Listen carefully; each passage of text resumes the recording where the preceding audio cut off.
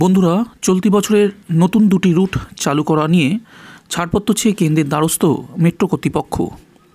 কথা ছিল দীপাবলির আগেই যাত্রী নিয়ে ছোটা শুরু করবে মেট্রো, কিন্তু তা হয়নি।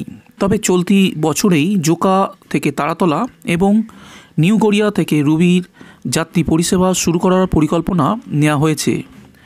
ইতিমধ্যেই কমিশনার অফ রেলওয়ে সেফটি বা সিআরএসের ছাড়পত্রের জন্য আবেদন জানানো হয়েছে মেট্রোর তরফে।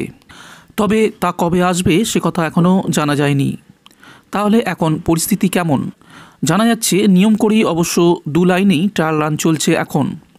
মেট্রো কর্তারা জানাচ্ছেন, এবার যেহেতু সিগন্যাল পরীক্ষার এখনই দরকার নেই, তাই বিশেষজ্ঞরা এই দুই লাইন দেখে যাওয়ার পর ছাড়পত্র পেতে খুব একটা সমস্যা হওয়ার কথা নয়। ওয়ান লাইন ওয়ান মেট্রো সার্ভিসে এই দুই লাইনে যাত্রী পরিষেবা শুরু হওয়ার কথা। একটি ট্রেনই যাতায়াত করবে দিনভর। জোকা, ঠাকুরপুকুর, শখের বাজার, বেহালা চৌরাস্তা, বেহালা বাজার এবং তারাতলা।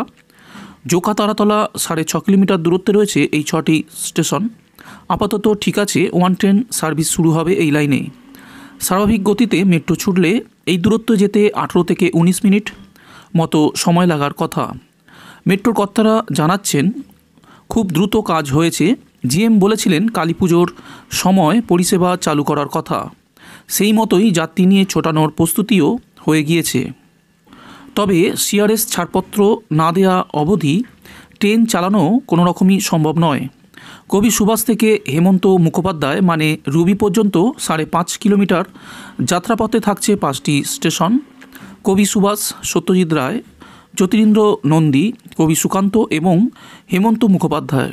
আপাতত এই রুটেও ওই একটি মেট্রোই ছোটানো হবে। তবে যাত্রী বাড়লে ভবিষ্যতে মেট্রোর সংখ্যা বাড়ানো হবে বলে জানানো হয়েছে।